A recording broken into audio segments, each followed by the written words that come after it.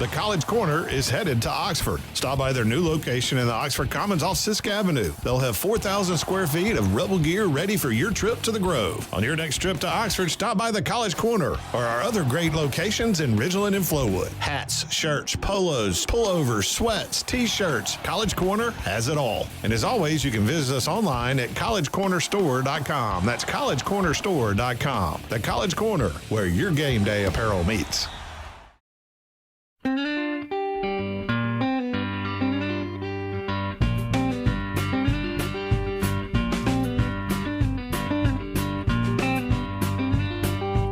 Welcome to the Velvet Ditch Dispatch.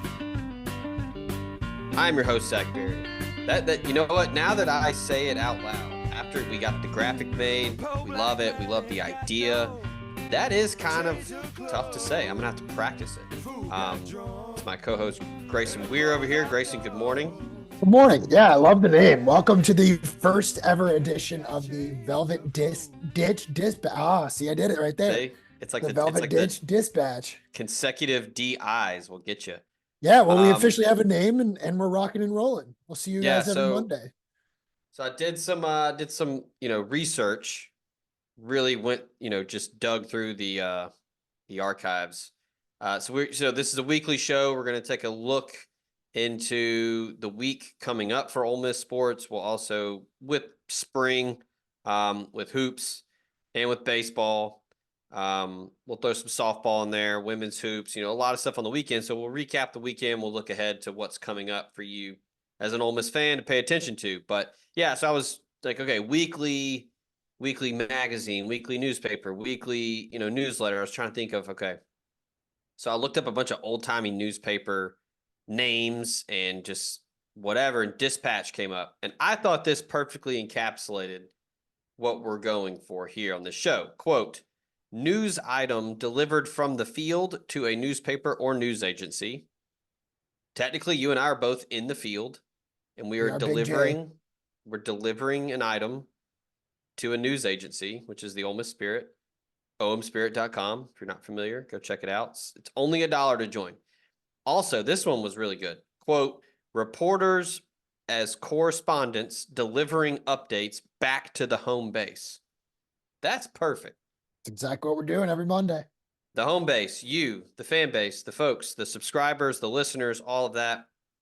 So, look, we'll sharpen up the intro where I'll get better at saying Velvet Ditch Dispatch. But welcome in the show, Podcast Network, always powered by College Corner.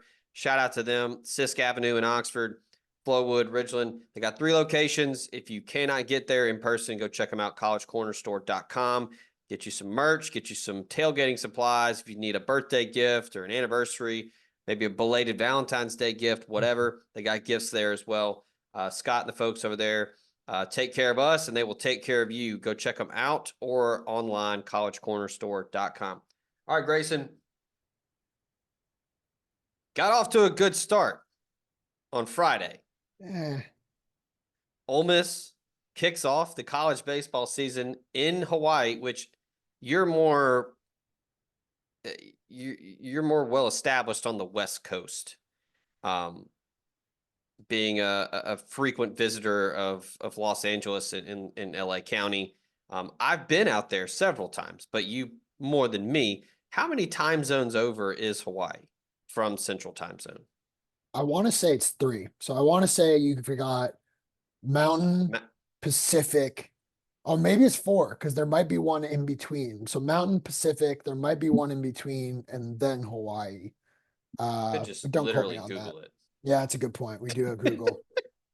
I thought maybe you would know, like, no, I've watched Okay. a lot of Hawaii football in my day, but I don't know the time difference, admittedly. So we have Central, Mountain, Pacific, Alaska, yes, and Hawaii. Aleutian? Is that how you say it? I think so. Okay. So, yeah, it's a ways over there. 4-game, a 4-game series instead of 3, a little different. But Ole Miss wins game 1. I thought JT Quinn showed a little moxie, a little attitude. I love the animation on the mound. Yes. Very animated, showing some emotion. Love that. I love a good sicko pitcher. 13 innings, whatever. Win 5-2 in 7 innings in game 2. Double, the first leg of a doubleheader. Then you get whipped 9-1. Then the finale on Sunday, 13-4, ugly.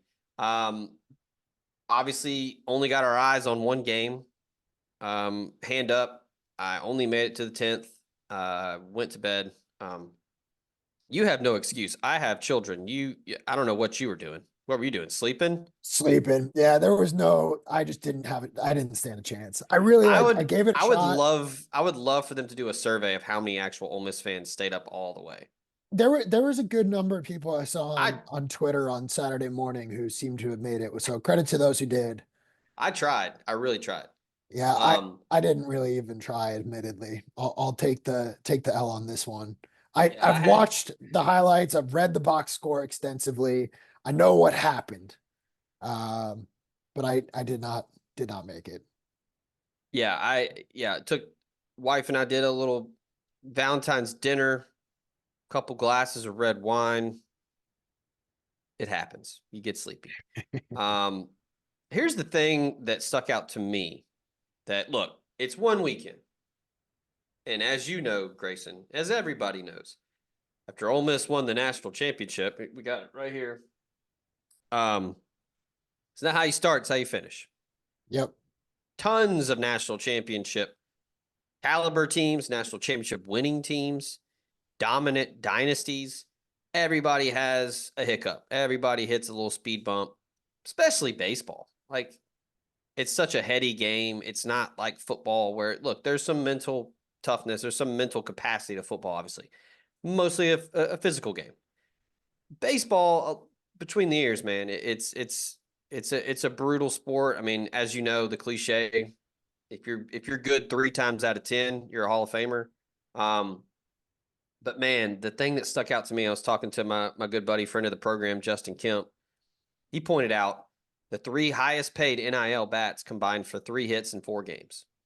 Yeah, you can't do that. Can't do that.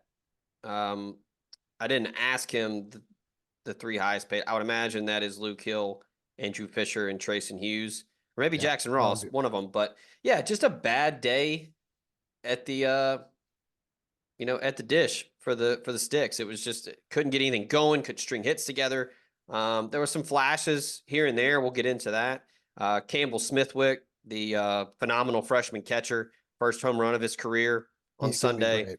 Austin Simmons came in and was dialed. I obviously didn't see it, but just pull up the box score. I believe he threw 2 innings. I think just one. Just one? Okay. I believe let's pull it up here. 1 inning, 2 Ks, no hits. Yeah. So pretty good. Not bad for a 12-year-old. Yeah, I think he's supposed to be in 10th grade right now. Yeah. But yeah, I would love to get some eyeballs on him at Swayze. See what that radar gun's saying when the air gets a little thinner, when it's not so cold outside. But the buzz around him and inter squads was he's touching 93, 94. Got some good run on his fastball. So we'll see. That's a positive. I think I'm really interested to see how long the leash is for Bianco for Austin Simmons, because in my opinion, he's going to do both. He's going to play football. Kiffin's cool with it. He's going to honor it. 2-sport guy. I feel like he should get a lot more length on that leash this year because of the situation at quarterback where, look, you got a 3rd-year guy in Dart, and you got Walker Howard. So the pressure is not really on. Now Austin Simmons is going to prepare every practice for football is like, I'm going to take Dart's spot. That's just who he is. He's a competitor. But he's not the 2nd-string guy. Walker Howard is. So I feel like let him, because hell, Ole Miss might need him. They might need him in the bullpen because the rest of the bullpen wasn't good. No, really bad. I mean, you had Kyler Carmack, really talented. Again, let everybody calm down. It's just one weekend. Talented dude from Arkansas State. One of those kind of phenomenons in baseball where it's a guy that's not very big and throws really damn hard. He got knocked around for 3 earned runs. Riley Maddox lasted just 2 innings. I imagine it was going to be a by committee type game anyway. Yep. Almost threw what, 7 pitchers in this one. Yeah. But yeah, just kind of more of the same from last year, where just the timely hitting's not there and the pitching leaves a lot to be desired. What were your takeaways from the box scores and kind of looking at certain numbers? There were a lot of people who already hit the panic button. I think that's really premature. I think you're got to look at all the factors. You're going into Hawaii. They traveled weird. I was surprised they got there as late as they did. I don't think they got there until Wednesday night or even Thursday.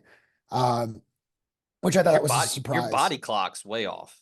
Yeah, so it just was weird. You're playing 2 7-inning games on a Saturday after going 13 innings on Friday at what 3:15 a.m. in your like mental body clock. Like it's just It was a really weird series, and I don't think you can really read into it. I'm actually going to choose to just kind of flush most of it because you're not really. I mean, we talked about it, right? You can't lose more than 1 game in that series. So to lose twice is embarrassing. That's not good. You shouldn't go to 13 innings in your opener of the year against Hawaii. Like that just shouldn't be happening. And it was not a good scene. Fine. I'm happy to live with that. Poor result. Fine, whatever. Like State lost to Air Force. There were upsets around the country. San Diego was playing tight with Texas. Like things happen. It's the first weekend. This is a new team. I mean, when you look at the roster, pretty much top to bottom, most of these names are new or still on their first or second year of like legitimate action. Like a guy, and so I think don't hit the panic button. But everything, all of the success that's going to happen this year has to come down to the things that didn't happen last year. And that sounds redundant or stupid or whatever, fine. But that's true. Like you said, the timely hitting, not there. Same thing as last year. Pitching, inconsistent, roller coaster, hills, peaks and valleys, not good. You can't have your Friday night starter giving up 3 runs to Hawaii. You just can't. So I don't really know what to make of it. 8 men left on base on Sunday. Yeah, which deja vu, right? I mean, that was the issue last year. They could get guys in scoring position. They could get guys on base. They couldn't knock 7 left on base in the loss in the doubleheader. Yeah, you can't do that. And that will continue to haunt you the way that it did last year, unless you get that figured out fast. I mean, the good news is you're kind of returning to a sense of normalcy. Let's just pretend this weekend didn't happen. I think if you're Ole Miss, you come home and you say, all right, not good at all. We can't do that. But new season starts Wednesday. Arkansas State, not a bad program. I mean, you've got a good midweek opponent, not great. A good. You gotta handle business. You got to turn around quick because Arkansas State's that spunky program that is always like it's their World Series when it comes to Swayze Field. Exactly.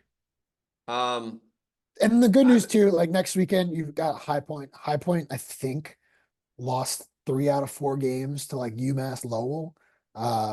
Yeah, they did. They lost 3 out of 4 games to UMass Lowell. So the good news is like High Point's even worse than we expected. Yeah. So you've got to really like, all right, new season starts Wednesday. Flush it, move on. Real quick, I misspoke. Smithwick did not hit his first career home run. It was his first career double. But there were home runs by good. Yeah, the hit tool when I talked with people from Perfect Game asking them about his game, like Troy Sutherland. I talked to him a good bit. He's the national scouting coordinator for the Mid-South. He was like, dude, the hit tool's loud. Like he can really swing it. But you had Bo Gatlin over the weekend, had his first home run of the year. Ethan Groff hit one Friday, was a bomb. Andrew Fisher hit one. I believe it was on Sunday. I can't remember if it was Sunday or the second leg, the doubleheader. But the main takeaway for me, outside of the pitching, which you're already behind the 8 ball with, Hunter Elliott, probably done as an Ole Miss Rebel. Yeah. And then Xavier Rivas out for the year. You're 1-2. Elliott was probably going to be the Friday. Maybe he stayed in Saturday, just mental space. Yeah. He was a Saturday guy, whatever. Your top 2 pitchers gone. Ethan Leger, 6 for 11 over the weekend. He was the highlight of the entire weekend. If you had to circle one person on this stat sheet, it's But Ethan. you look at your 3 best hitters, expected best hitters out of the portal. Trayson Hughes from Mercer, Andrew Fisher from Duke, who D1 Baseball says is the best third baseman in the country. Yeah. And Luke Hill, shortstop from Arizona State. They combined to go, let me do some math, 3 for 24, 38. 3 for 38. That ain't. And then you add in Smithwick, who went 1 for 10. So you're going 4 for 48 with 4 guys who are supposed to hit. And I think the positive takeaway there is that's not going to happen all year. No, it's not. And look, Luke Hill, from the swings I saw on Friday, obviously first pitch of the season, ground rule double, Oppo, and then he had some good swings on Friday. Loud outs. Andrew Fisher looks like a pro. He's going to work counts. He worked a couple walks, I believe, in the Friday game. I remember at least one. He had 5 walks on the weekend. He led the team in walks. Yeah. So he's going to have a professional hitter approach. He's So look, I think Andrew Fisher is going to be fine. Luke Hill's going to be fine. Trayson Hughes expected to be better. Step up in competition, going from Mercer to, now Hawaii's not elite, but Power 5 SEC pitching. We'll see. But yeah, it's 1 weekend. If you look at it in the grand scheme of 3-game series, you win it. You go 2-1. It's a weird multi-time zone type, bizarre. It's bizarre, but not good. Look, we can only talk about what we've seen or what has happened, and 2-2 against a mediocre to bad Hawaii team, all due respect, is not great. No. But now let's go ahead and shift to some good news over the weekend as Ole Miss wins a thriller of a game against Missouri, which we talked about it before we hit record. Missouri's been spunky a couple times this year, playing way out of their league against some good opponents.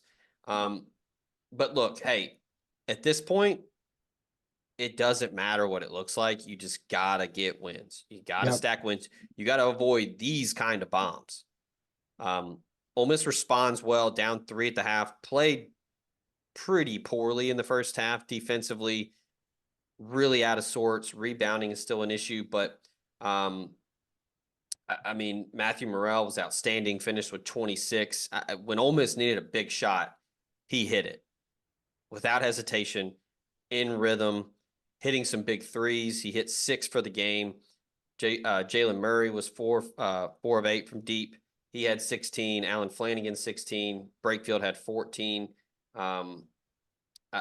Just a really good bounce back win for Ole Miss. They're now 19-6, 6-6 in the SEC. We don't have to break this one down, but Missouri's 0-12 in the SEC. Ole Miss lost that game. It was looking at possibly having to run the table the rest of the way and win a couple games in Nashville, right? Yep. No, it was a game you could not lose, and they didn't. So that's ultimately all that matters. But there's not a lot, at least for me, there's not a lot of optimism after that game. I mean, I get it, right? Sean East came back and he was awesome. I mean, he's the guy that keeps the Tiger. He kept Missouri in the game. I mean, he played the best game of the year, if not his career, on Saturday. And so credit to Sean East. I mean, he stepped up in a big way, but at the same time, we've said it before and I'll say it again, so I'll stop beating a dead horse here, but Ole Miss cannot do anything if their bigs don't step up. I mean, Cisse and Sharp made me want to drive a freaking nail through my head on multiple occasions during that game. Get a rebound. You're 7 feet tall. just reach over the guy in front of you, or not over, because that'd be over the back, but reach around, reach above, like get the ball. Just, I really don't understand it. To have your 2 7-footers, I think they combined for 11 rebounds, 12 rebounds total. That you can't do that. When you've got a guy like Alan Flanagan, I think he had 8 or 9, or maybe even 10 rebounds. And He had 2 blocks. Yeah, 10 boards for Flanagan and 8 boards. Double. That's great. Cisse had 8, and that's not enough. Sharp had 1.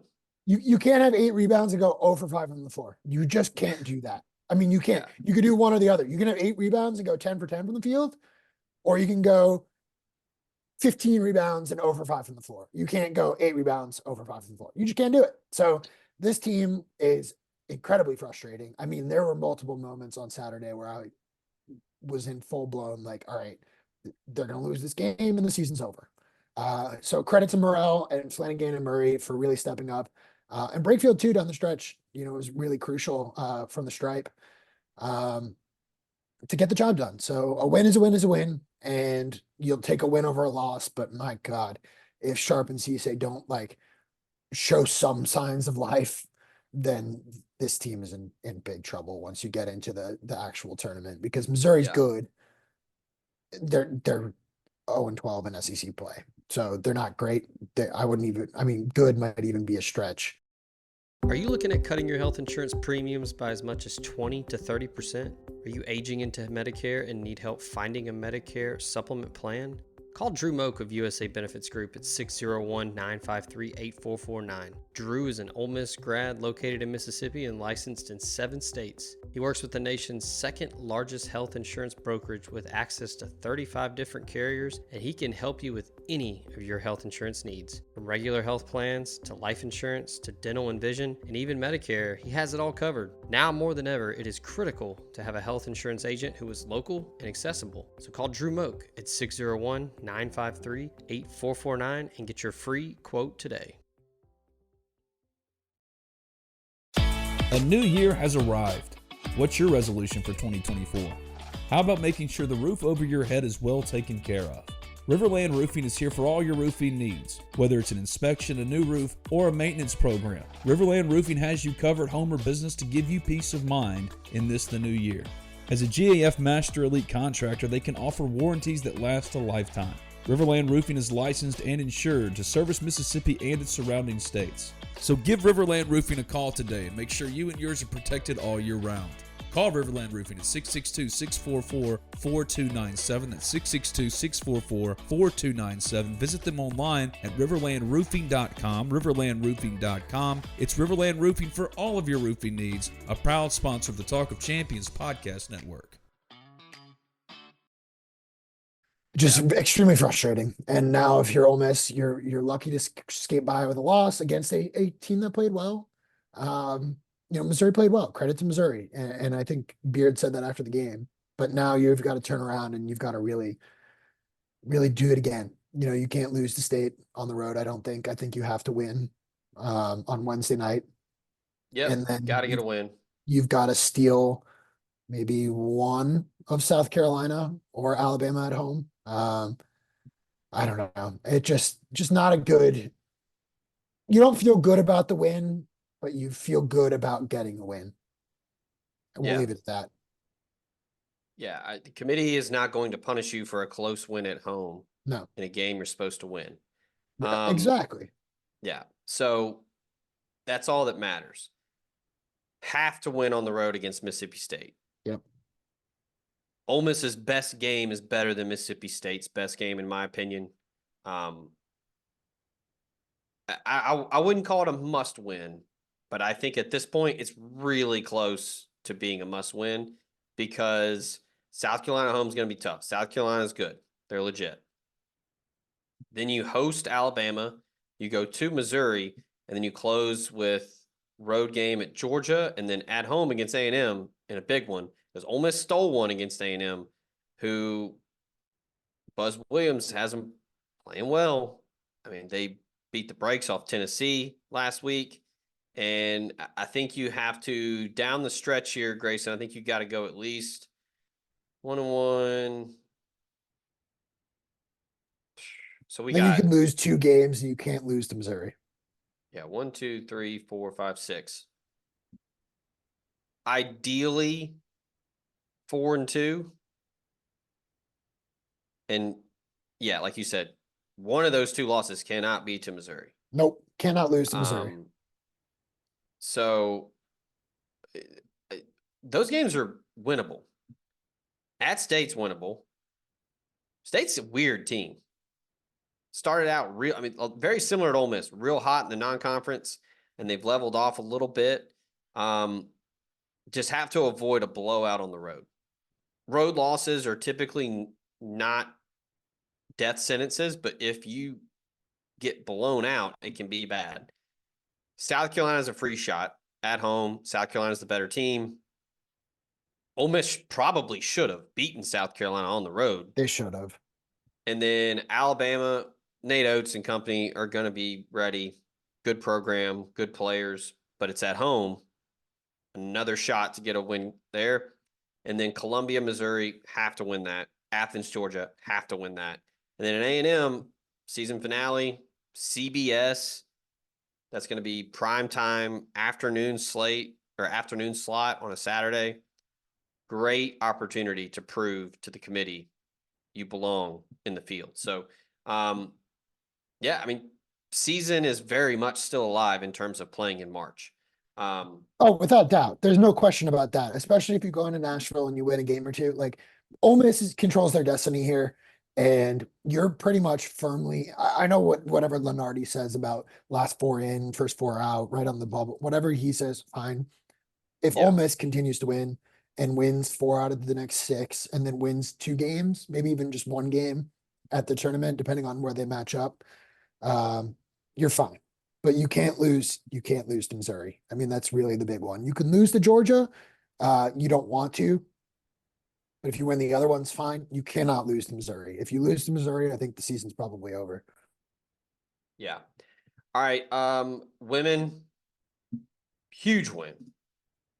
Back-to-back overtime wins, beating Florida in Gainesville in overtime by 10, come back home, beat Mississippi State in overtime by 4. Huge game.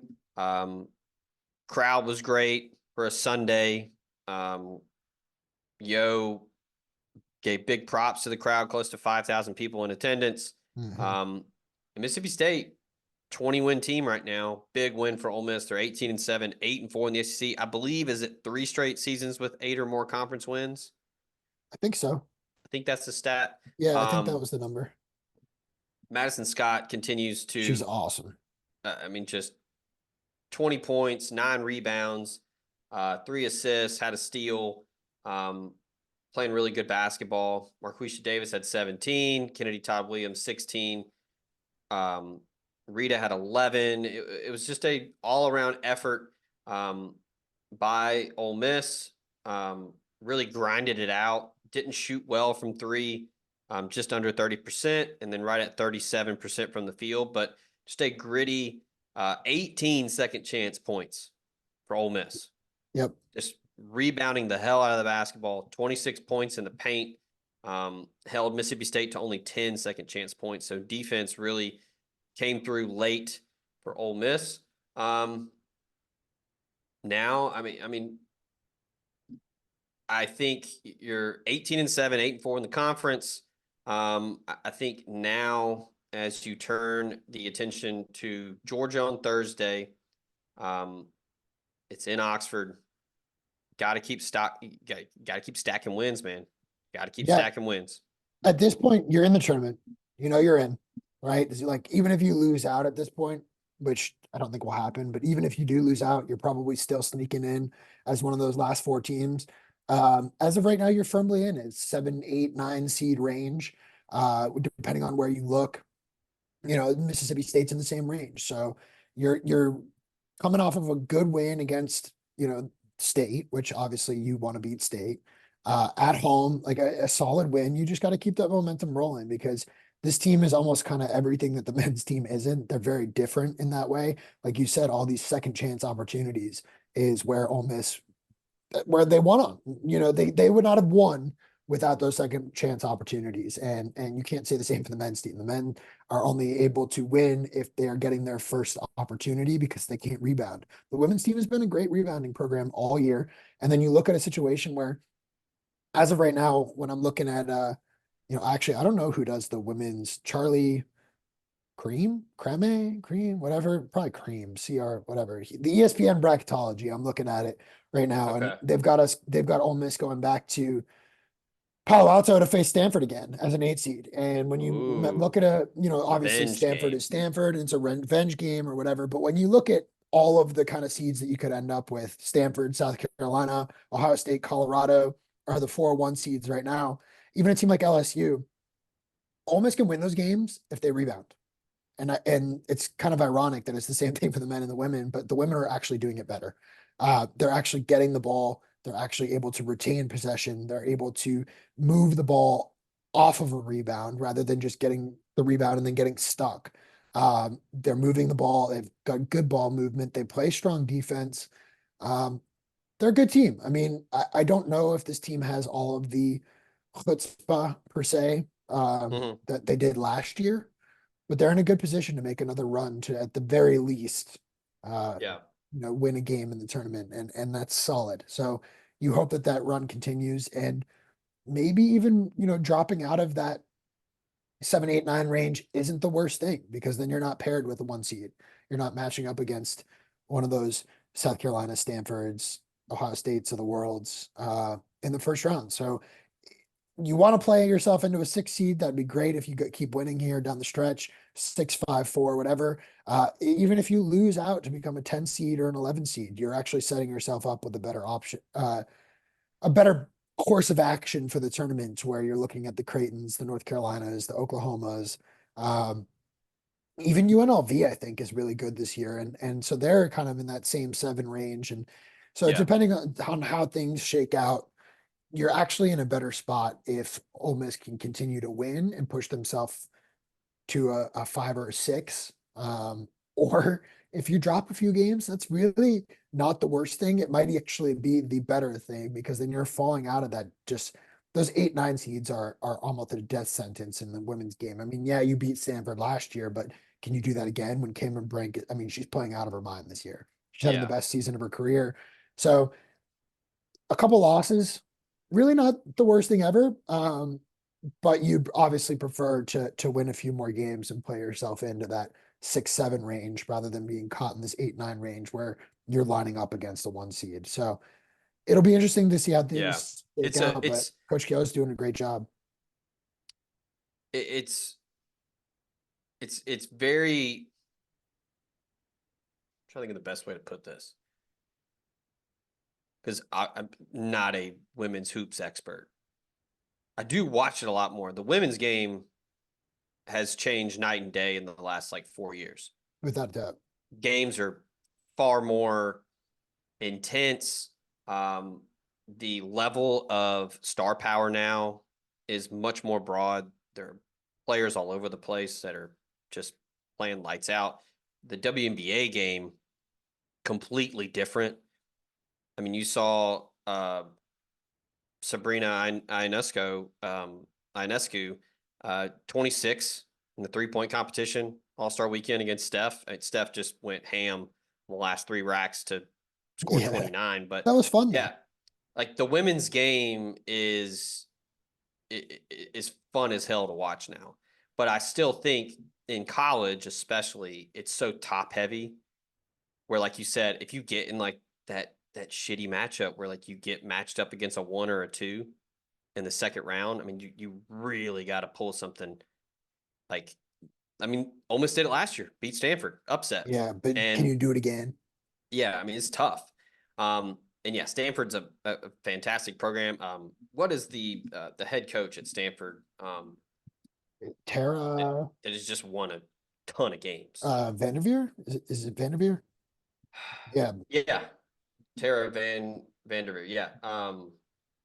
Over 1,200 wins. You talked about how good that basketball team is. And I mean,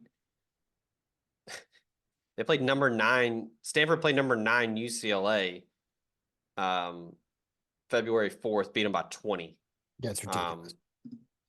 I mean, just a stupid talented. Cameron Brink is a WNBA player. So, but hey, Ole Miss is taking care of business.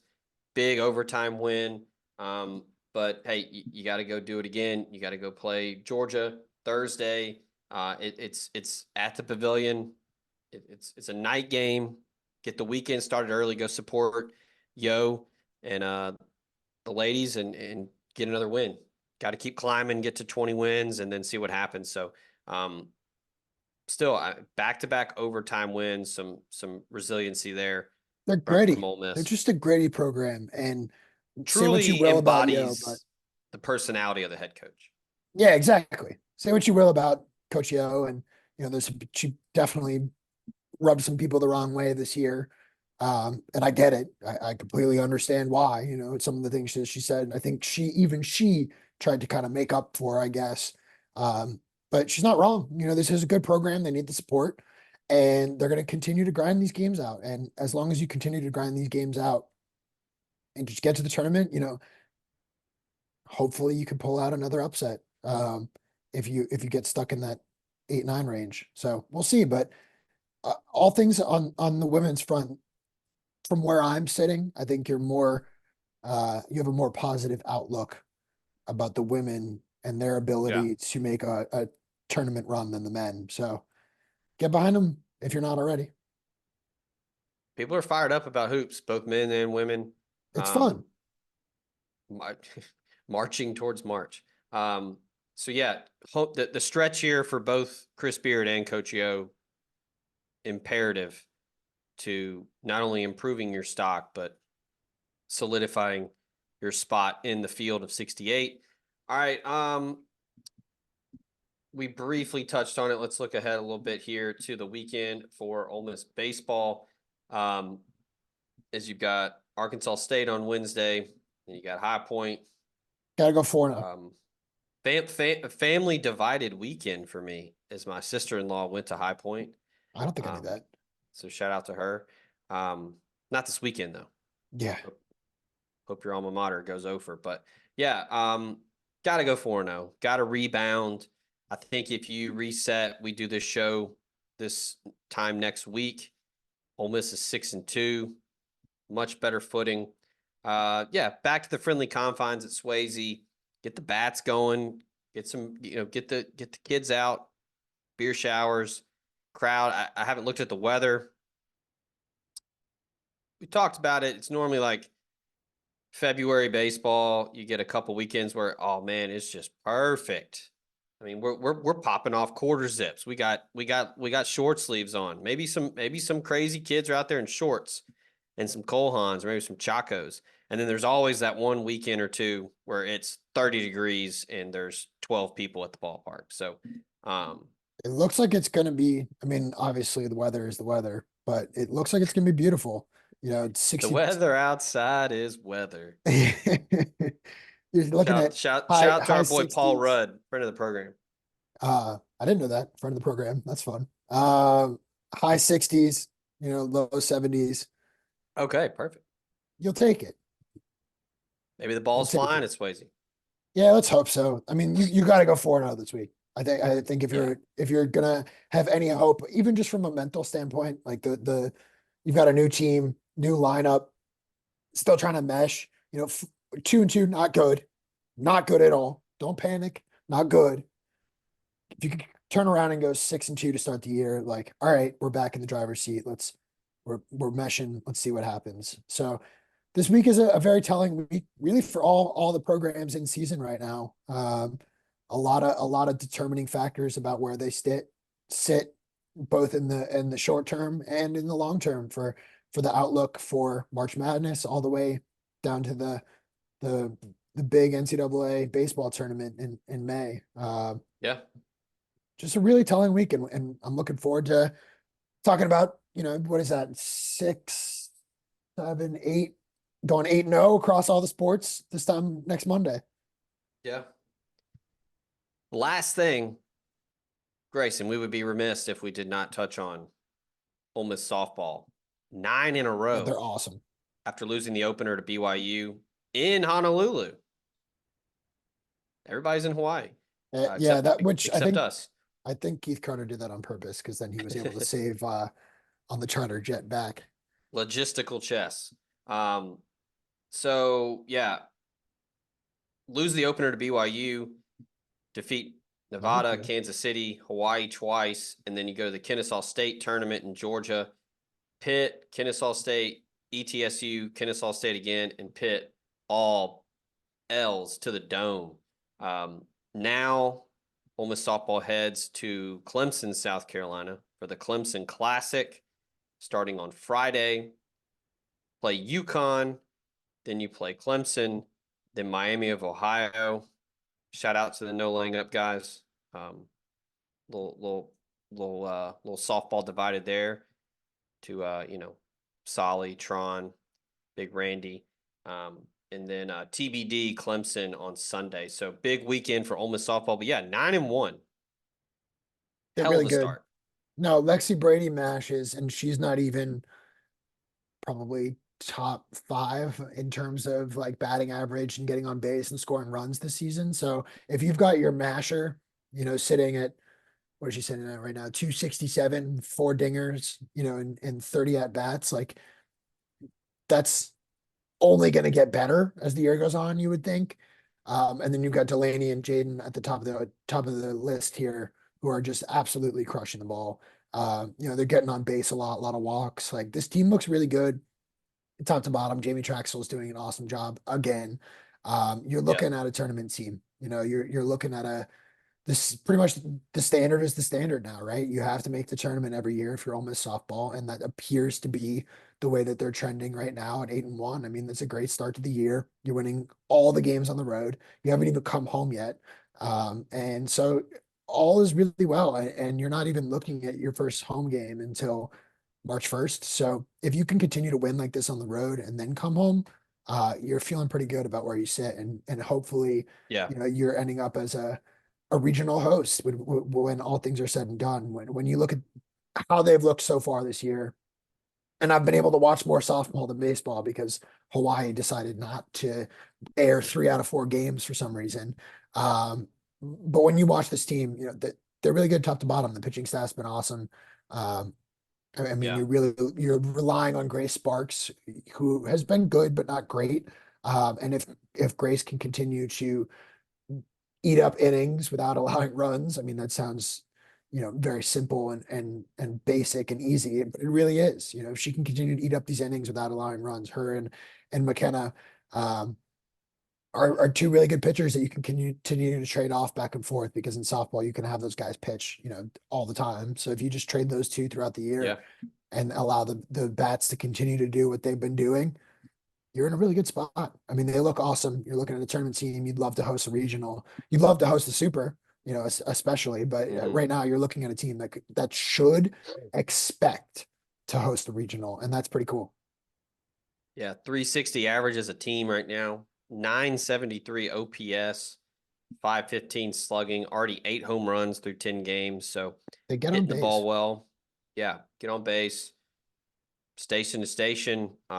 So yeah, great start for softball as well. All right, that is the week for Ole Miss sports. Appreciate y'all joining the Velvet Ditch Dispatch, as we will do this every Monday. Appreciate College Corner making this possible. Appreciate you, the listener, for tuning in, and all of our other sponsors that advertise with us and bring this one to you each and every week. We're excited to do this every Monday morning. Hope that everyone is excited to tune in, as we will recap the weekend that was and then set the table for you for the rest of the week. So for Grayson over there, I'm Zach. Appreciate y'all tuning in. Make sure to stay locked in, ohmspirit.com. Quick note on recruiting. I was in Atlanta for the Under Armour Next Camp. Tons of content coming. I got to get on my transcriber's hat and get to work. Tons of interviews, tons of intel on some of the top prospects that were in attendance. AK Deer gets an invite. Mario Nash went offensive line MVP. Tyler Miller stood out. Preston Ashley. Cortez Thomas got an invite to the Under Armour game. So we got a lot of content coming to you. So stay locked in. And for Grayson over there, I'm Zach. This has been the Velvet Ditch Dispatch. Until next week, talk to y'all later.